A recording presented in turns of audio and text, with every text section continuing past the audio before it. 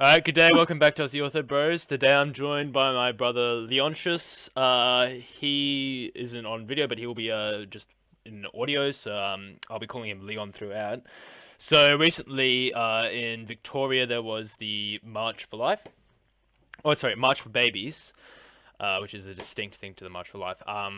So he and a couple of my other mates from church, we all attended that, and that was in the city. So this video is sort of going to be a bit about that and sort of relating it as well to the need for Orthodox Christians to engage in some way in the secular world, is sort of my thoughts.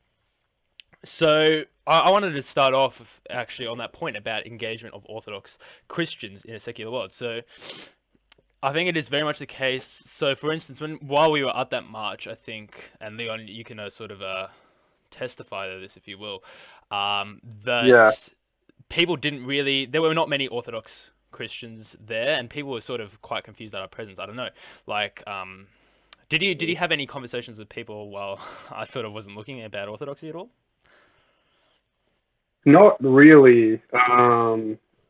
Yeah, I don't know. I was just trying to like stick with our little group, and Yeah.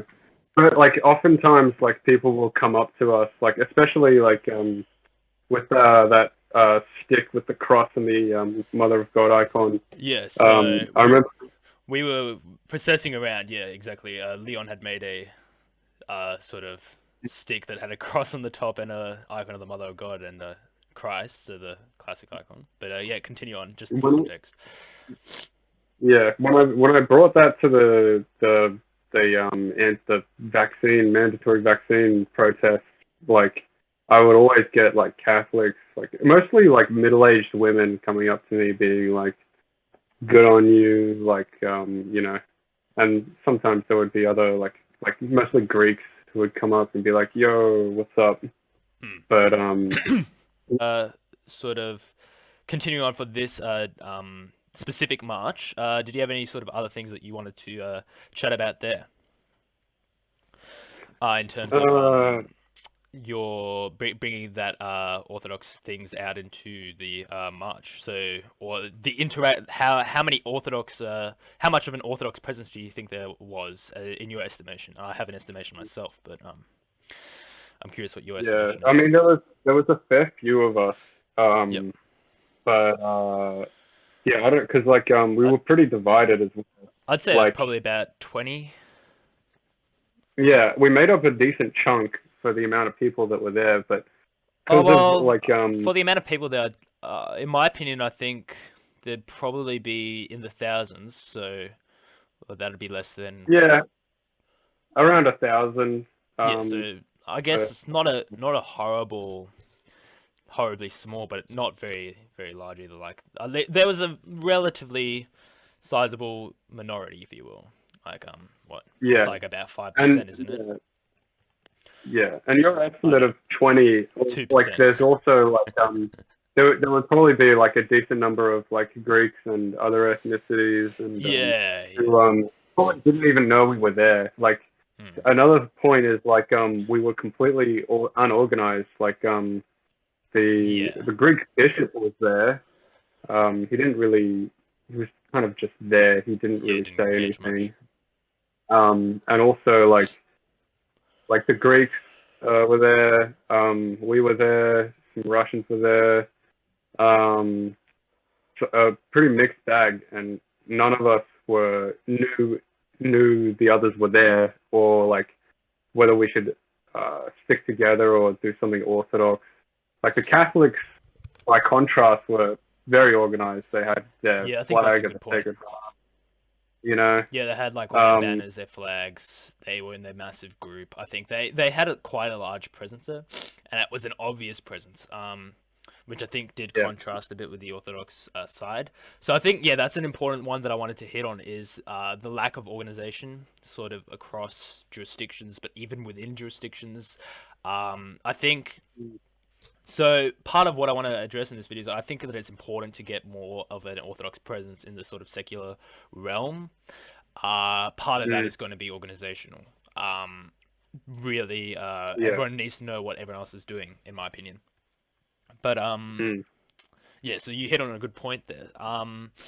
With that as well, I think you like when you're also talking about there's like a lot of Greeks there, but they came sort of with their Greek flags. They not necessarily Yeah, with Orthodox sort of as in they came as a Greek, if you will, rather than they came as a Orthodox Christian. I think it's important to stress most the Orthodox um that you're coming as that coherent group rather than say the Greek group. You're coming. All the Orthodox people need to come together. So that's something that we should all engage in the secular realm coherently, and that it should be yeah, our main priority to engage as Orthodox Christians. Like, mm, sort of, yeah, we're not of the world, and so our main, but we're in the world. So our main presentation in the world, even just as a general principle, not even just say for a rally or a march or whatever, but our main mm, principle should always be presenting as an Orthodox Christian, I think. Like, for instance, if yeah, even in your workplace, your main presentation should be as an Orthodox Christian, if you will. yeah, yeah, definitely. And that is something that will, um, that does and will hold us back future if we wanted to do, say, a procession and stuff. Like all of the different ethnic churches, all like Yep. getting them all together, like it would be somewhat competitive. Yeah, I There agree with might you. even be arguments, and there'd also be a secular spirit within all of these different ethnic communities that would also compete with the Orthodox side of it. Um, and yeah, and all of this uh, would inevitably just it would be pretty chaotic, but I think it would at the end of the day it would be worth it, Yeah, you so know. that goes into the second point that I wanted to discuss in this video is something that I've been thinking about for a while is having so marches, protests, whatever, say for any cause. I guess there's a way as Orthodox Christians we can sort of participate in other people's work. It's not necessarily the case that everything that everyone does is bad, right? That's sort of just reductive, right? Yeah, and there's a But way to engage in like we can go to like something organized by like Catholics and Protestants without engaging in like their prayers or whatever. Like we can right, do our exactly. own thing if we want to, you know. Yeah, for instance, like they were singing the oh what were they singing again? Sorry, the I think it was like Amazing yeah, Grace or Amazing something. Grace, Amazing Grace. Yeah. Um, which yeah, I guess people Mm. like it, but it that was a bit off-putting to me, but it didn't stop me like from sort of supporting it. But uh, Yeah. yeah, so like in terms of the Orthodox procession, so that's the important thing is with the Orthodox procession, really that's a purely, if you will, purely religious engagement with the secular culture, whereas the march, say, you've got. I think there's a good chance, there's a good possibility for sort of demonic infiltration into a march, if you will. And not just say, for instance, there was some poor optics on display at the march that didn't need to be there, but I don't want to go into that. But yeah, so like bringing That, I along mean, other messages. mm. I mean, I will say, I don't know if you're aware of this, but the uh, I have met the president of that Hold group. on, yeah, The yeah. Let's not get into it. Yeah, I'd prefer not to get into it but on he's this channel. Orthodox, and he's trying to make it Orthodox. But I mean, whatever. It's Yeah. still Anyway, um, yeah. So in terms of that, like, it's quite easy to co-opt these sort of secular marches. For if say, we even if it's like for instance, do you remember how all those like people for that political party, whatever it was, I think it was Family First, they were all like just shoving their pamphlets in people's faces, right? And it's about like, oh, mm, elect me, right? yeah, And like I remember even half with of the speech was like elect me yeah as well, right? yeah exactly. I remember even with the COVID protests, like I would always get like Chinese people shoving pamphlets in my face, like asking me to sign a petition to like remove the Chinese government. Oh yeah, remove CCP. Those guys are funny. I think they're like a CIA psyop or something like that. I can't quite recall what they are, but um, Yeah, one is a petition. yeah, they've got their own issues as a group as well. But yeah, Yeah, like everything gets co-opted. But like for instance, how do you co-opt, say, an Orthodox procession, right? Like if it's explicitly you're chanting hymns the whole time, you have to come with your icons, you come with your crosses, you come, say, in your stihira if you're clergy or say an acolyte, right? You could mm, get people still trying to co-opt it, but it's much easier to weed that out because you're yeah, saying this is or expressly we're here representing God, right? We're not here for whatever political agenda it is, right? I'm not here to yeah, go get me more votes in this procession, right? I'm here because I'm praying. The whole point of the procession is actually prayer, right? So you're going mm, and bringing prayer into the world. I yeah, think there's like a story of Saint Seraphim of Sarov that as a young boy he was healed by a procession, which is sort mm, of demonstrates the power of processions in my view, which I think yeah, processions in themselves. So this is going back to my liturgical nerding out, if you will. Processions in themselves mm, are very important aspect of liturgical life, in my opinion. So, for instance, um, during the Vespers service, you sort of go for the litia, that portion. You go out into the narthex, which represents the world. So, sort of the even within the liturgical structure, there's this emphasis on the principle of bringing orthodoxy out into the world. In fact, uh, like the Byzantines, if I recall correctly, now this might be wrong, but I believe that they even used to sing antiphons through the street, um, as part of the liturgy. mm, Like they would all sort of conglomerate towards, say, Hagia Sophia.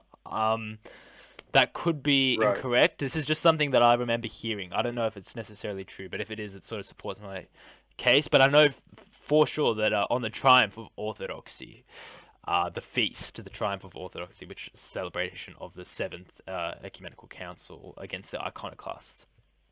Um, Mm, that feast, people would always process through the streets. So this plays into my idea. What I'm hoping in Victoria to do is actually to have a procession through, say, Melbourne City, yeah, on the feast of the triumph of orthodoxy. I think that would. It's a good mm, Christian that would be witness. I think it's also really important because it will bring transformation to yeah, the and world. I, yeah, and I personally I think that like a procession through the CBD is pretty much our only hope politically. Like we are so far gone. Like the like only God can help us like stop like abortions and like all the stuff going on. I Right, mean, yeah, so it that's the really point of the makes March for Babies is against abortion, but not even just abortion, as you were saying, like for everything. Like, yeah, so many other for. things, but like I'm still pretty cut about like the pandemic and all of that stuff. Like nobody did a procession. No Orthodox priest Mm. or anyone decided to do a procession when it would have helped so much. I You mean, know? even if you regardless of what stance you hold on, say, that issue, even if you believe everything that happened was justified, but still, even for healing, let's say, even for healing, a procession would help, right? Because uh, Mm, say a procession would bring transformative elements to the world, which would indeed also help in terms of any health aspect. So, regardless of your stance, and I think that's an important thing to mention, because it could be this case that people think it's justified or it's unjustified. So, say in terms of if you think everything that happened was unjustified, then not just for healing of body, but for healing of society and for, say, bringing back justice to the world. And justice meaning things like setting things right. That's sort of what justice really means. Um, yeah. a procession will do that. But if you think everything was justified, a procession is going to result in say, God's judgment abating, if you will. And I think Yeah. in some sense, everyone has to agree that, say, the pandemic was in some sense God's judgment, right? Um, Exactly. right. So I think that sort of covers really the importance of the procession in Orthodoxy. I think it is definitely important to stress that it's apolitical, because politics, like, it it can be helpful, right? But it's not the ultimate message, right? The ultimate message is the kingdom that's not of this world. So that's why the Yeah. procession needs to remain apolitical, even if you're hoping through your prayers that something good politically will happen, right? Mm. But that's a side effect. That's sort of consequential of the general healing of society, right?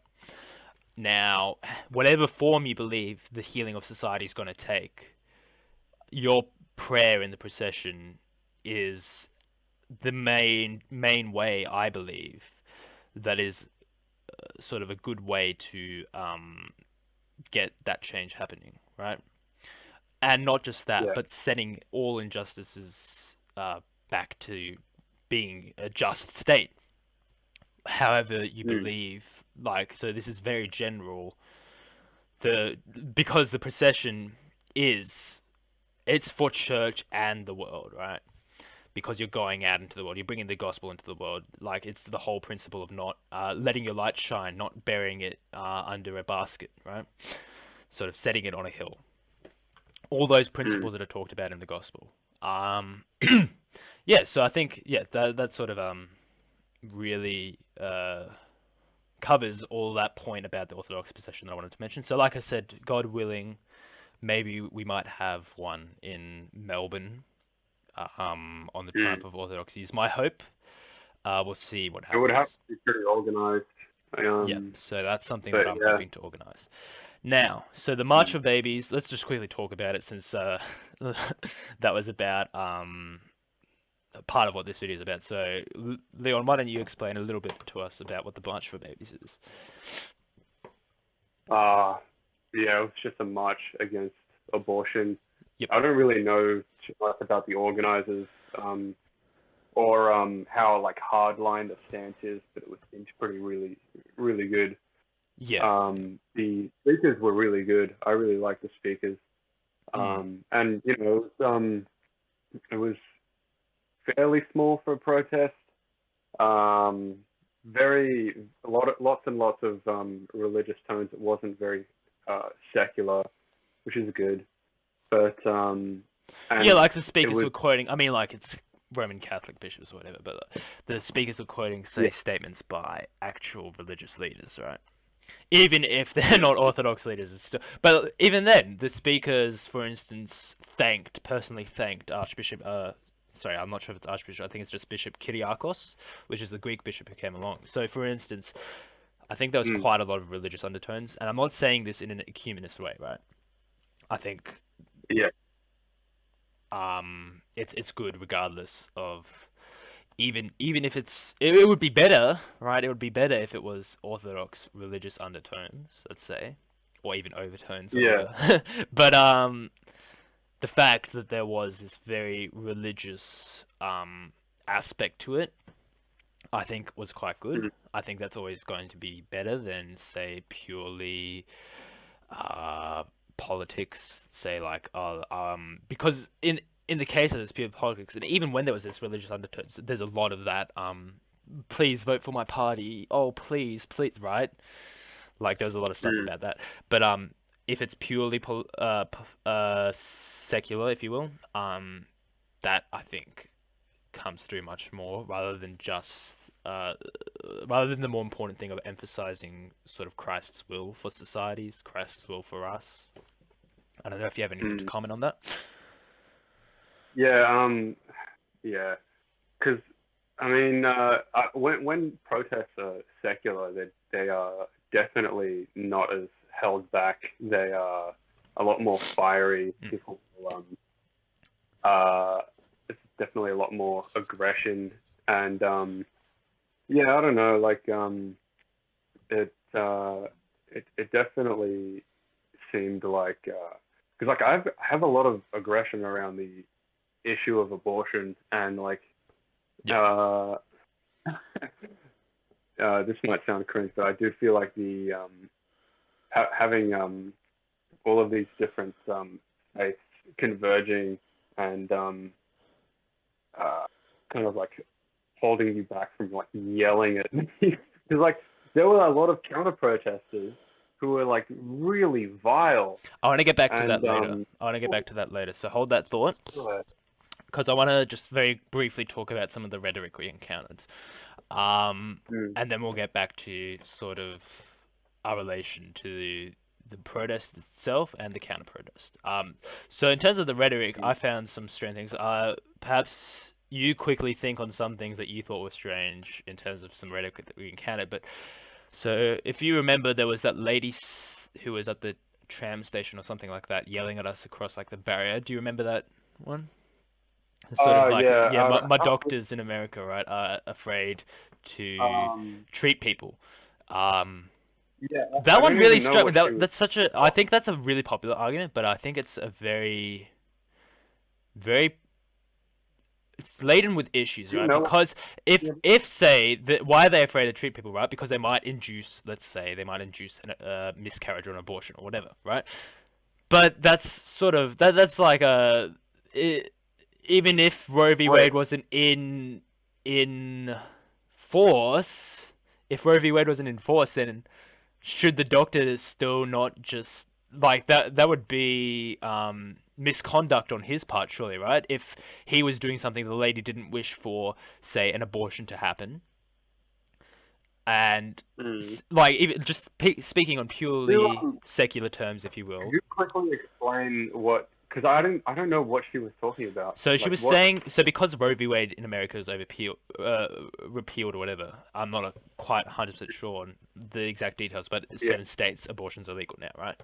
And so the argument is, well, doctors in America are now afraid to treat some women, let's say pregnant women. And to me, that argument is talking about, say, what if they accidentally like induce a miscarriage or abortion. So to me, that argument is really strange because even Mm. if Roe v. Wade was overturned, let's say, shouldn't the doctor still be afraid to induce a miscarriage or an abortion Yeah. if the woman doesn't want it, right? Like, to me, that seems like misconduct, right?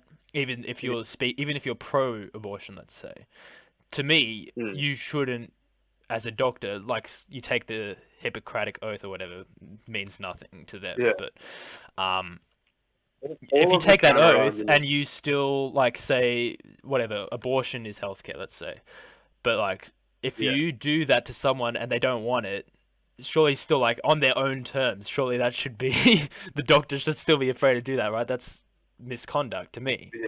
So I thought that argument was Mm. quite weak. I thought that was very strange rhetoric. I don't know if there's some more to the argument that I'm not aware of. Um, Mm. uh, but Yeah. from my basic understanding that I've extrapolated from her, because all she said was doctors in America are afraid to treat people, whatever. So, to me, that was a very Mm. strange piece of rhetoric. I don't know if I have a few more that I want to discuss, but did you have any that you sort of encountered or heard that you thought were quite strange? Uh. If not, I can move Yeah. back I onto don't. mine. Yeah. I mean, we can talk about some of the different ways that people try to disrupt the Yeah, let's talk about that uh. after I finish with this rhetoric that I encountered then. So, Yeah. in terms of some Or, other rhetoric that I encountered, there was this was a strange argument for me. Um, if we repeal uh, accessibility to abortion, then would you be willing to pay for more healthcare? So that, I mean, that would be like me saying, if we make murder illegal, are you willing to pay for prisons? Right? It's a non sequitur. These are different issues. I think whatever you can have say this stance on healthcare. I don't know. I personally don't have very strong opinions on how much money should be put into healthcare. I really honestly don't care about budgeting, to be honest, because this is more of a moral problem. I'm not too into economics or anything like that. Um, Yeah, it's ridiculous. Literally, all of their arguments you can just rebut by saying, "Well, what's your alternative? Keep killing babies? yeah, Are you so retarded?" uh, No. It's like it's like the trolley problem. There are infinite people on the tracks tied and are dying all the time, and you can stop the train at any time. But if you do, people might have to walk to their destination. yeah, that's a good analogy, I think. Yeah, but like even without like the analogy, just like if we make stealing illegal, then we might have to pay Mm. more for cops. Yeah, it's oh man, it's pretty rage inducing So to I be honest. thought It's great that kind of to see. argumentation's quite weak. Yeah, Um, I mean, all of it's weak. It's crazy to me how normal an opinion it is to believe in abortion, and how like I think, with the even with the Essendon guy who like recently like resigned or yeah, whatever, like people were people were saying he's extreme because of a sermon back in the day where yeah, that was anti-gay and anti-abortion. Those are the two things that were lumped together yep. as the most extreme thing that that made him like made him be eligible for unpersonhood. You know, he was Right, he's not even like a NAZI, right? He's not like that, yeah. he was Um, airbrushed out of the photos. Yes. yeah, yeah, he got airbrush out of the photo. Yeah, but like, it's not quote unquote. Yeah, I guess that's a big issue that's actually important to talk about is the redefining of the Overton window, if you will. I think definitely Orthodox Christians need to make sure we're operating outside the Overton window. Not even say if it gets pushed to the right, and so this is actually an important thing is that really from a traditionalist framework, right and left are right liberal, left liberal, right conservatives are just part of the liberal philosophy school. So this is out Mm, of the sort of normal everyday nomenclature. Um, how it's yeah, used colloquially, exactly. but philosophically, they're both part of the liberal school. Right? They have nothing to do with historical sort of ethics, morals, ways society should run. It's all quite degenerate, right? So even, but putting that aside, let's say it gets pushed more to the right, or to traditional values as defined by conservatives or whatever. We still need to operate outside that, right? Because, say for instance, okay, there's like the economic right or the economic left, right? I'm Mm, in terms of that, orthodoxy needs to operate both outside of any sort of economic definition in terms of, let's say, morals, right? So this goes back to what I was saying just before, right? Oh, we might need to mm, pay more for healthcare, right? Well, orthodoxy is concerned with the morals, right? It's not concerned with, say, we need to pay more for healthcare or we need to pay less for healthcare. Well, that's not the primary concern. Now, that's not to say I think there is a case to be made. I think a quite convincing case to be made that there is such a thing as an orthodox conception of economics. And I think some 20th century Russian authors specifically dealt with some of this. I'm not 100% sure. I'm not well versed on orthodox economics. I'm not well versed on economics in general. But yeah. in terms of that, I think we need to still operate outside, regardless. There's, in fact, even within, say, Byzantine Empire, even within an Orthodox, quote unquote, society, and I think, yeah, obviously they were Orthodox society, but even then we need to still operate outside that society, right? Like, for example, what's the fall for Christ? The fall for Christ is basically, he's the Orthodox saint, and he operates outside the society, right? The Yeah. sort of conventional ethics, right? I think Christos Yaneros sort of talks about this in his book, The Freedom of Morality, right? In terms of our morality, it's not about the do these things, don't do those things, right? That's not what morality necessarily is. I think Christos Yaneros' book on the freedom of morality, that book's good. I won't comment on his other work. I haven't read it. I know some people don't particularly like him. There probably are some issues in the freedom of morality, whatever, I think, but the general concept to me seems sound that because orthodoxy doesn't necessarily define morality as a do this, don't do that. That's sort of like a really reductive version of what morality is. So even then, right, orthodoxy still needs to operate outside the bounds of the Overton window, no matter where it is, right? Mm. Because the Yeah. Overton window is never going to be in heaven, and that's where orthodoxy is meant to operate. Yeah, Um, yeah. Ideology and all this, like, because it is all of it is a false paradigm, and like it's we like ideology in general is a very restrictive. I liked that quote I sent you. The about the ideology. Yeah, yeah, Ideologies were that's a great. invented so that men who do not think can give their opinions. By Yeah, yeah, Nicholas right. Gomez de Villa. That was Mm. that's part of in a book, a traditionalist book that I'm currently reading. Yeah, I thought that was a pretty poignant quote. Yeah. Yeah, so orthodoxy operates outside of ideology, basically. Let's go on to I want to now discuss sort of those people who sort of wanted to. Actually, firstly, I want to discuss how do you think so? Because I haven't really been to other protests. This is my first protest, quote unquote, however you want to define it, that I've been to. I wanted Mm. to ask you, how do you find so? For context, some of the boys who came with us, we were chanting hymns at various points throughout the day. How did you find sort of how do you how did you feel that added or detracted, if you will, if you thought it distracted, or how do you think it altered the experience of a normal protest, if you will, for you? Because I Mm. have no way to. I mean, it was nice. It was I felt like wasn't really loud enough to really add anything But to the entire.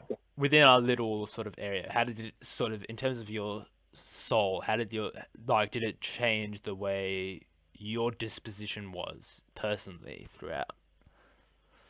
Yeah, because it was prayer. Like Right.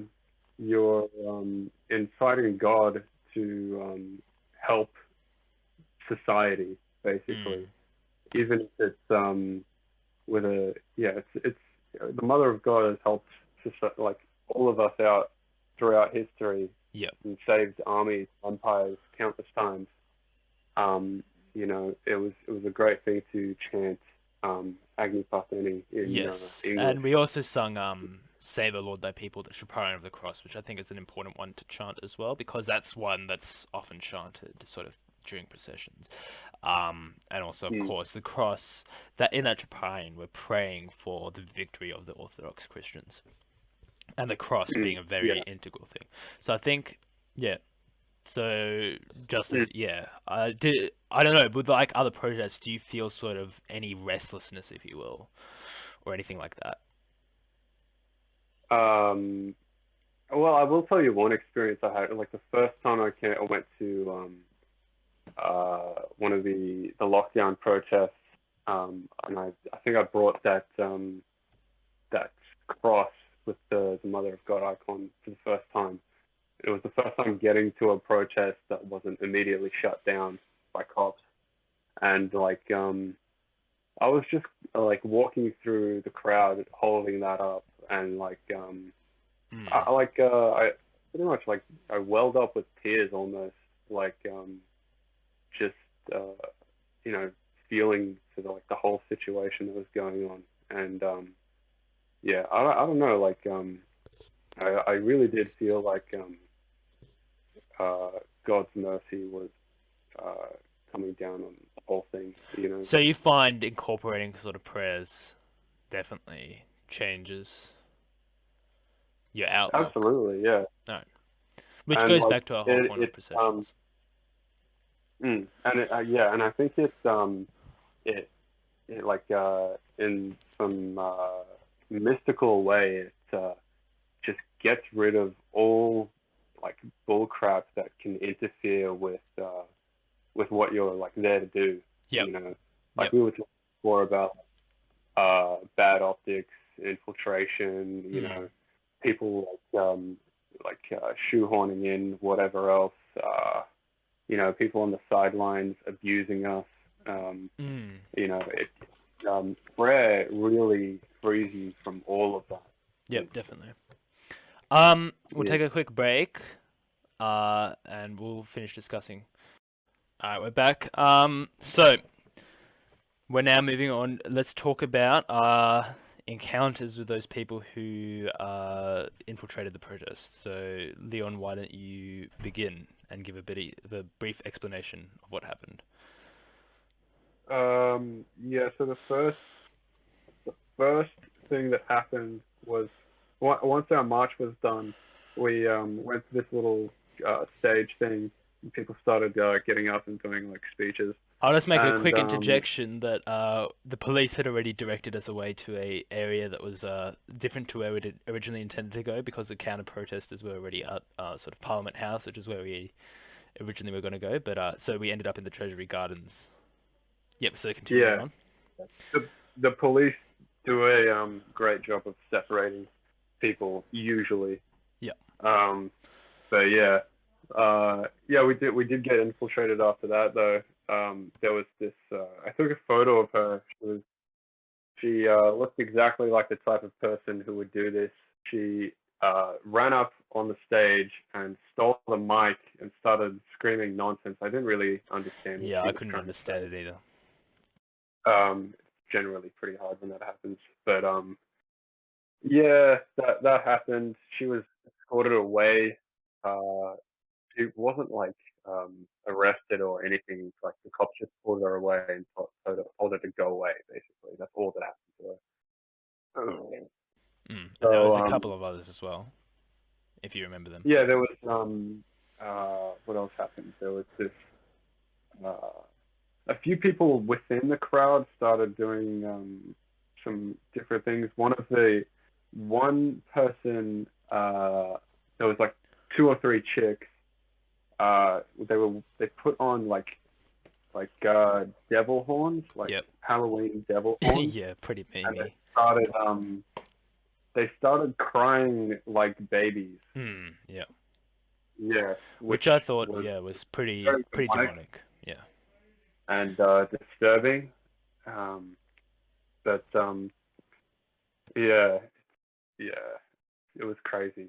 Yeah, I think And it's quite interesting that sort of though look so the counter argument being about, oh well, it's about, say, the mother's integrity, if you will. That's the counter argument to pro-life.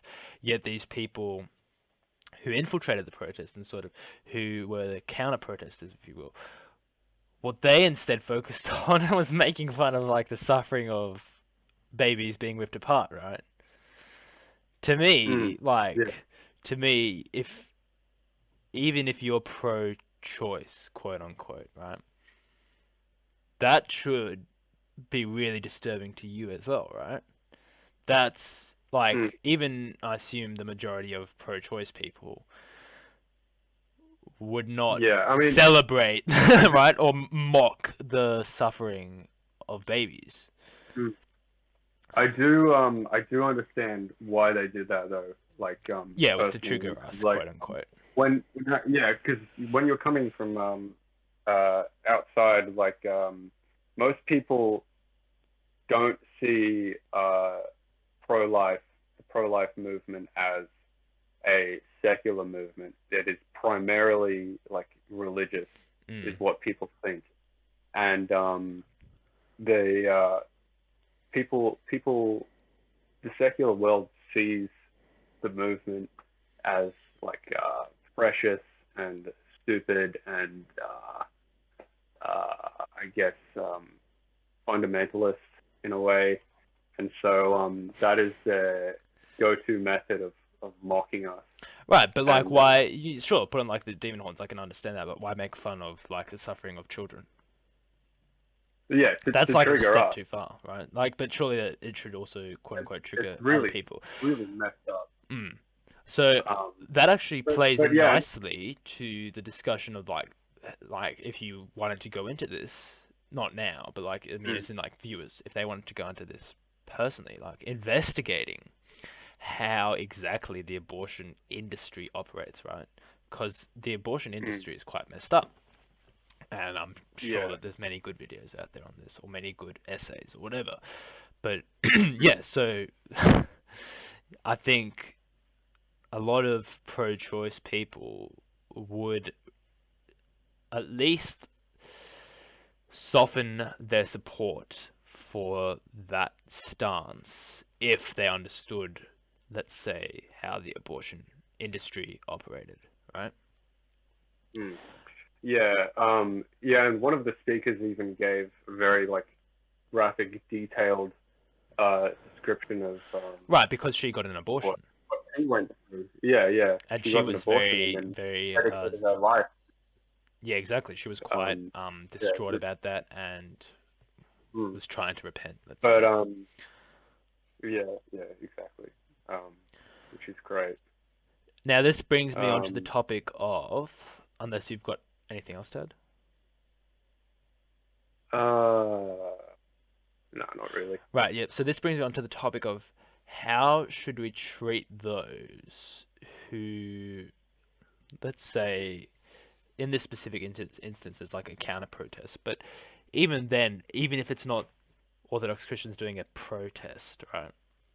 How do we treat our opposition in a Christ-like way? And I want you to describe the anecdote of what we did, and sort of, I'll say right now that I was a bit pharisaical in this. I'd like you to describe it. Um, yeah, it was. Well, I mean, uh, firstly, I kind of want to describe like what a Christ-like way, like what actually happened when those people infiltrated us. Like, what could we have done? And Yep, my go ahead. first instinct is to go to violence, which some people would say is justified. Like watching what the Belgrade protesters, the anti-LGBT protesters did. That's pretty pretty funny, and I like it. But yeah, because there was families around, like when you can't get too like violent with these people, and but also like you can't be meek when someone's doing that's like if someone like defaced an icon or something like that, you know. You can't be meek in those situations. You have to have some aggression. You have to have some So zeal, when you you say know. aggression, what do you mean? That's the thing. I don't know. Australians are so domesticated and cowardly. Like we're not like Serbians or Greeks. Like we don't know how to go about righteous anger in a Christ-like way, you know. So Um, for me, and there's, yeah, go ahead, go ahead. uh, yeah, I don't know. It's like there's not, and there's so many consequences to doing that as well, to be feared. Yeah, for me, in terms of what a righteous anger or say aggressive response is, to me, I think physical violence is in itself, let's say, it's not problematic. So, for instance, we're not pacifists, right? But, Yeah. but, I think definitely that there's only a very special time and place where it is justified to Mm. engage And in these were physical women as violence. well. Like, Yeah, so that's in a you special really not consideration, good to hit a woman, right? no matter what you So, do. violence in a case like this, to me, I would not resort to violence. Yeah. I think definitely, especially since it's unacceptable in a sort of Orthodox masculinity to attack women, Mm. unless really like there's I think very that very most very I would special circumstances, right? Like say that yeah perhaps a woman's threatening your family. Of course, it's fully justified to defend your family if a woman is yeah like going to try and kill, say, one of your children, right? I'm not saying there's a blanket rule, but like mm, in general, especially uh, yeah. there's I much don't know less like way to justify it. But there is, in terms of assertive, let's say, quote unquote, mm, aggressive, righteous anger. yeah The way I would view that is, I think, verbal, primarily in an instance like this, let's say. mm. And You also would like you you would can indeed say yell at them to stop, let's say, and you would yeah, demand. exactly I would demand that they speak to me about why they believe this is justified, why they believe what they're doing is good and mm, just. Right? yeah. And Then, also like then, because Christ didn't just attack people, let's say, when he drove, exactly when he rebuked people, he actually was doing it for a point. He was telling them what they were doing that was wrong, right? Let's say hypocrisy for the Pharisees. When mm. he rebukes And the like Pharisees a lot of times for hypocrisy. So yeah those women, maybe they don't actually know why what they're doing is wrong. Because that's the mm, issue with the secular world, is there's just such a disconnect from um, your sort of actions and to morality because of this liberal philosophy of the modern world, right? yeah Um, they hold nothing sacred. They hold nothing sacred at all, right, and like so for they instance, would you expect a pagan, let's say in ancient times, would you expect a pagan to go into a neighboring land and mock the neighboring land's gods, right? You wouldn't, because they would believe, let's say, that the neighboring land's gods had dominion in that place, let's say. They yeah wouldn't, like, if a pagan wouldn't do it, right? Let's say, why would you even, because obviously, um, I don't think these people would say without a shadow of a doubt this that Christianity can't be true, right? So why mm, would you risk such a thing? Obviously, it's highly emotional. It's not a mm, reasoned out yeah thing. So, I think to address the core issue there, we need to we need to understand why a person would resort to such emotional things, and it's because let's say they've got a deep-seated need to, I don't know, fornicate. I don't know, and they feel like you're threatening their lifestyle. Well, you can talk about that lifestyle then. Is that lifestyle really good for you? mm, Um, this is with, say, someone who can be reasoned with, right? Is is that yeah lifestyle yeah fulfilling? I don't think any fornicator would say that their lifestyle is really fulfilling if they were introspective. yeah Um, definitely I think anger, in terms of, so righteous wrath is different to sort of anger. Like the Psalms say, "Be angry and sin not." Right? You can't let your anger lead you into sinning. Like say righteous mm. anger.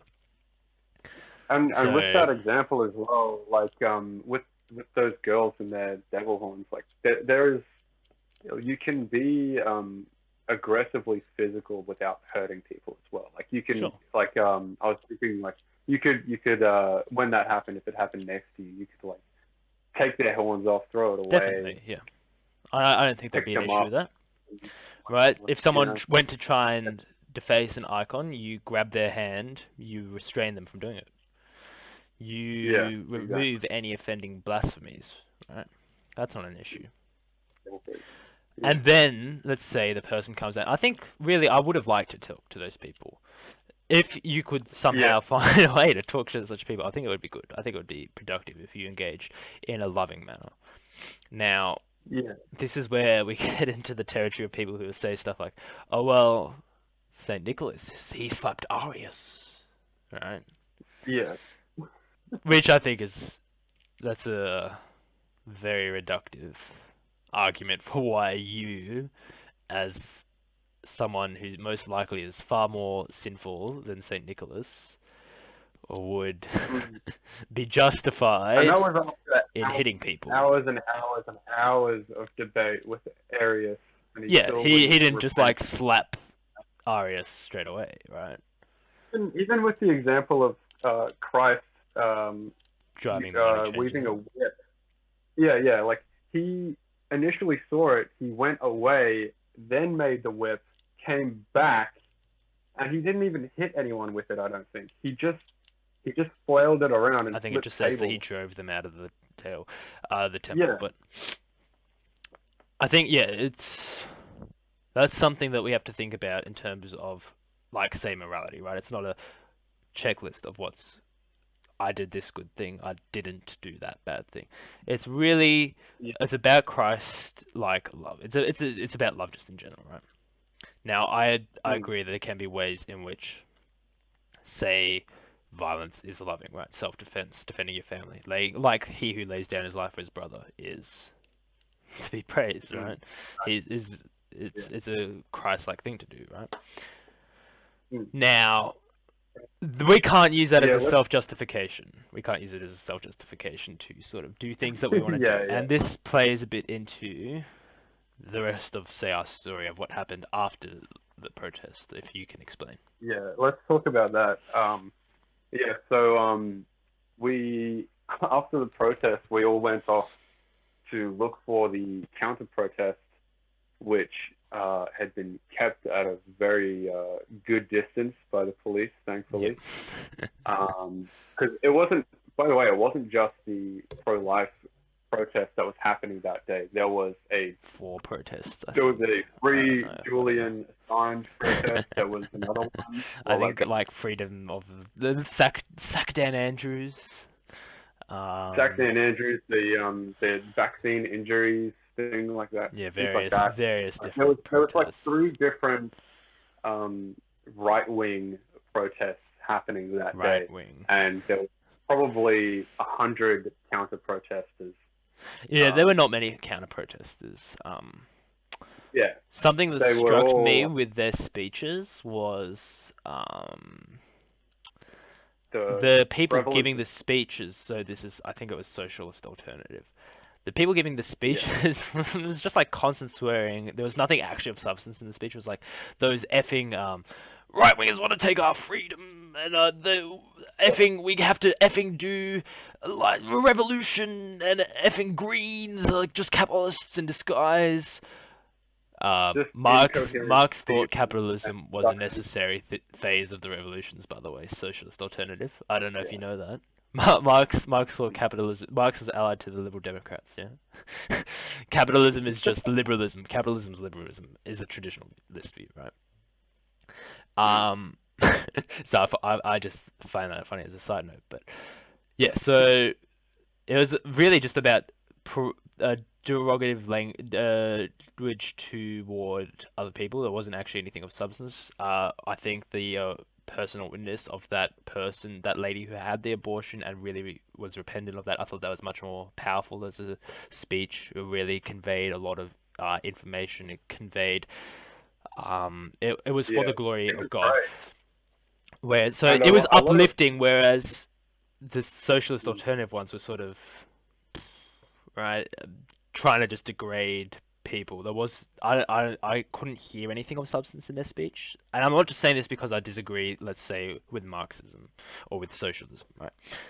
As in, I don't think they yeah, gave any actual sort of discussions. Why is Marxism good? Why is socialism good? Why should we mm, have a revolution? It was just f these people. We're gonna have a revolution, and yeah. if these other people, and then incoherent screeching, basically. It was primarily like reactionary, angry, Mm. and like not organized at all in their thought process and what they were actually there for. It was Right, all right. So let's continue on with our story, our yeah. little So adventure.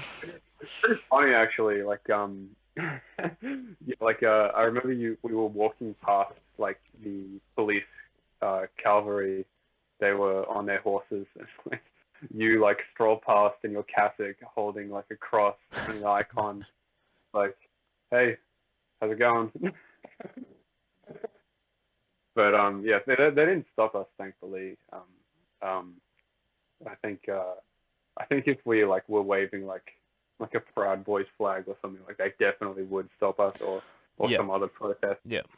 Even one of those like signs that they gave us at the protest. If we were holding one of those, they probably would have stopped us. Yeah. But yeah, so we got through no problem. We just kind of it was like the park like around like Parliament, I think. Yes. Right. But yeah, that fountain thing, that's like a ceiling of fountains or something. But yeah, we just kind of like watched from the path. They were all like sitting on the grass. They weren't standing because they have weak kneecaps. But yeah, we just watched from the sidelines. Kind of listened. People would look back at us with all these different looks, and we kind of like went. We sat by, like, we didn't sit, but we stood by the statue there, and we talked about what we should do, like maybe do it like a prayer. You and Tim were having a bit of a back and forth, like, oh, we should do it like facing them, like on the grass, and then Tim's like, no, we should walk. We should do a procession and walk through the whole crowd. Like James and Vlad. I think both were Vlad, very yeah. pharisaical attitudes, right? So for that, Yeah, I have to repent for that. But right. So that's what I wanted to bring up with this story, right? Is that yeah. part of what was going through, let's say my mind at that time was there's a need for prayer, but the way I was proposing it to everyone with me was very performative, very pharisaical. Like Christ says, don't pray on the, like, don't have your prayers in public, don't pray on like the corner streets or whatever, right? Which is basically what I was wanting to do. Glory to God, the other boys sort of made me see the error of my ways, right? So I think in terms of that, then, so we went off sort of in our own corner and just said in a catharsis for the softener of evil hearts, which I think to me was much better. Yeah, and the reasoning that James brought up was, I found very like good and wise, was like, if you do it like facing them, like or like to walk through them, like you're Anything kind of like that, using Christ. You're using Christ to antagonize them. Yeah, exactly. And like that's not good. What you like, the purpose of prayer is to help them and to incite God's mercy. And so what we decided to do was to just face the other way and like kind of not acknowledge them and just do an act of our own private quiet thing as well. Quiet, right? We weren't trying to be in their faces. We decided not to try to be in their faces, which I think was the correct decision. So I think in terms of that story, then what I really want to emphasize is how easy it is to fall into a pharisaical mindset, right? I think praying for them that's a good thing, right? They need prayer. But it's very prideful to try and like shove it in their face to get a rise out of them, right? That's a very worldly attitude to me. Yeah. So so I wanted to highlight that as a sort of moment for learning. So so we talked about a lot of interesting stuff now. This video has been going, I think, about 40 minutes. Should we talk about the kids that came up to us? Yeah, why not? Let's talk about that. I think that's also instructive. It was 3 Marxist kids, 1 boy and 2 girls. Yep. They were dressed. They had the look of like a character from what's that show called? I don't know, dude. What is it? Stranger Things. Stranger they were Things. looking Okay, I don't watch that. characters from that show. They were like how old were they? They looked like 16-year-olds. They looked about 18, to be honest. 18 or 19. Really? Yeah, to me. Nah, they were younger than that. Maybe. But anyway, the point is that they were young. yeah, they walked up. There was like a garden, and they were like, we can't go across the garden. Let's walk around." They went around, and they came. They initially they just like walked up to us. Like one of them stopped, and they were about to say something, I and just they were said good like, day to them, and then and they then they ran just off. kept walking. They Yeah, ran off. Yeah, yeah. yeah. And then we did the Akathis. Mm. It went smoothly. We left, and as we were going, we were crossing the street to. We were going to go get dumplings. Um, and Yum. they followed us. Yeah. They came up to you, and they were like they held out a Marxist poster, and they were like, "Hey, could you sign this? You're like an idol to me, man. I like you." I am capitalism. That's what one of them was like. I was like, why? And he's like, because I am capitalism. But Yeah. what's interesting about that to me It was, is, so they were mm, saying we should deface it because they want to deface it because they're capitalists. What's interesting to me is orthodoxy is is not pro-capitalism, right? It's not pro. I'll very quickly say it's very anti-communism, right? Communism is anathema. That's because capitalism and communism actually. Capitalism is sort of the first phase of the revolution into communism, but they're both from a liberal mindset of revolution against Christian monarchy and against Christian systems of government and even economics, which mm. are sort of They this is don't, addressed by traditionalist schools of thought, right? And so, yeah, what's interesting about that then is I think Orthodox people should actually perhaps it would be really fruitful for Orthodox people to emphasize how antithetical capitalism is to our system of thought. And why that would be helpful is because young kids like this get trapped into the dialectic of, well, either you're a capitalist or you're a socialist or whatever within that, like, oh, I'm a third international Marxist, right? Oh, I'm a mm, Trotskyist, or who cares, right? It's still the same dialectic. There's just dialectics within that, or even yeah, say the trialectic if you want to add in fascism, which is Mimi. But right, so all of those being antithetical to Christian thought, right? They're all from liberal philosophy. Modern liberal philosophy, which is contrary to sort of traditionalist Christianity.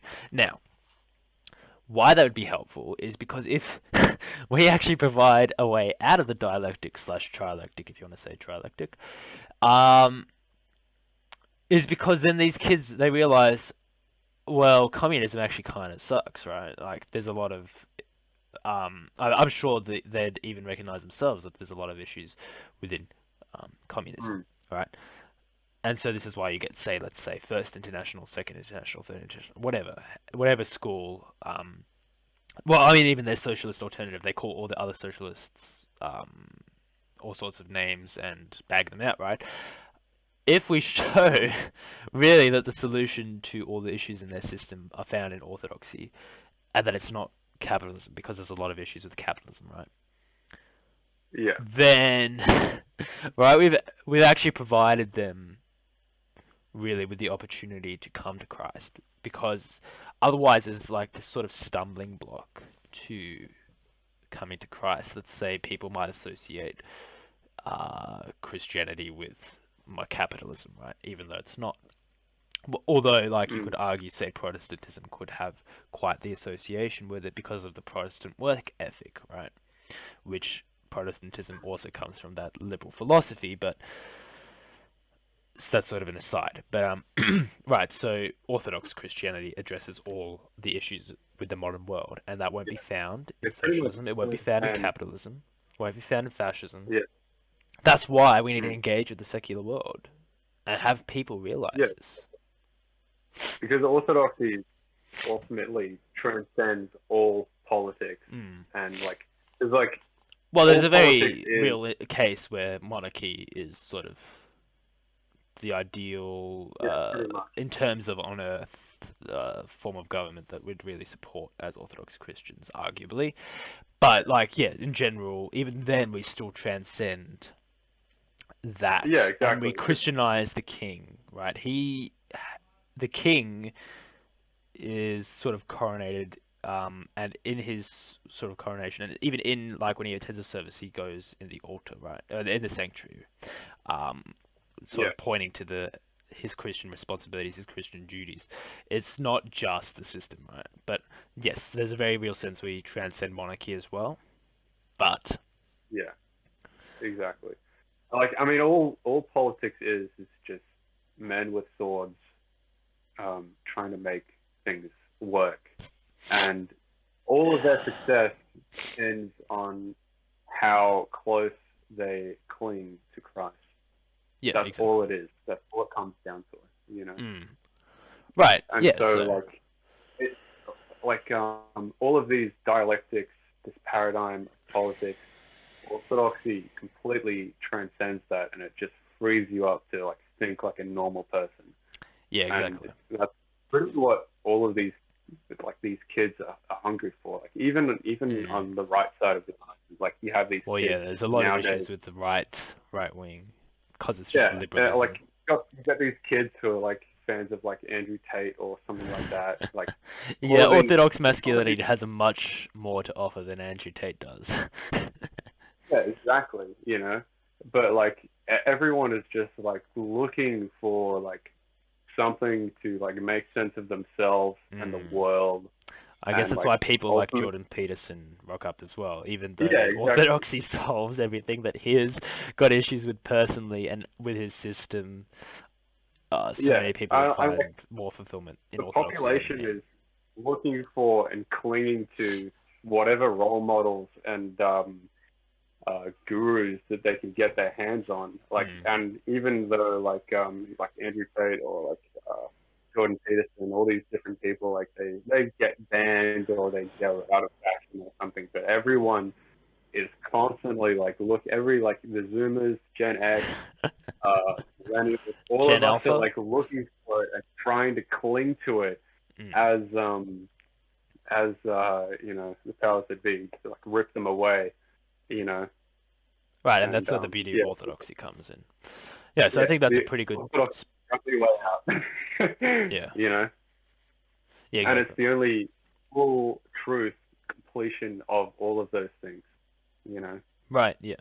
Which is why we have an even greater responsibility to bring that message out into the world and to act Christ-like and not Pharisaical, right? And to Yeah, engage with, in a Christian sense, right? Engage with the world in a Christian sense, meaning we put into the world. Perhaps we take what is good, right? We're not Gnostics. There's good things in the world, but in like sort of yeah, we take only what is really in line with Christianity.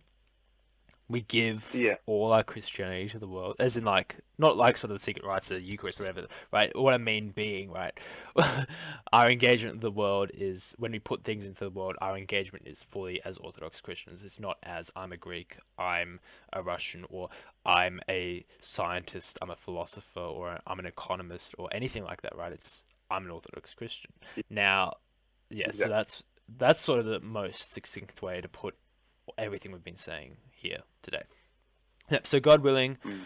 we'll end up with that procession in Victoria if I can organize, say, for a bishop to give a blessing for that and to participate in that. I will post the video here, Mm. and there will also be details circulating of that. So if such an eventuality does occur, I pray that you'll be able to join us. Praying for this nation, for its conversion, for in other nations, of course, and yeah, just for the Orthodoxation, if you will, of the nation. So really, that yeah, I think there definitely needs to be. We need to come out of our shell. Is there any closing comments you'd like Yeah. to add? Yeah, like yeah, we need to invade the darkness. We can't just hide in our ethnic enclaves, and because I mean, it kind of makes sense. Like if I moved to another country and just kept to myself, like keeping my own faith, like I'd probably like act the same. But like this, the destiny of this country is within our control with God's grace. Like Yeah, we can't exactly. think of it as some inescapable dystopia that is beyond our control. It is absolutely within our control. It's all men with swords. With God's grace, it can change. Australia will definitely be Orthodox one day. You know, we just have to do something, you know. Yeah. Right, so thanks everyone for joining us. I apologize, we haven't uploaded, I think, for 4 months now. God willing, we'll resume a more regular upload schedule. Yeah, and we'll see you next time. Thank you. God bless.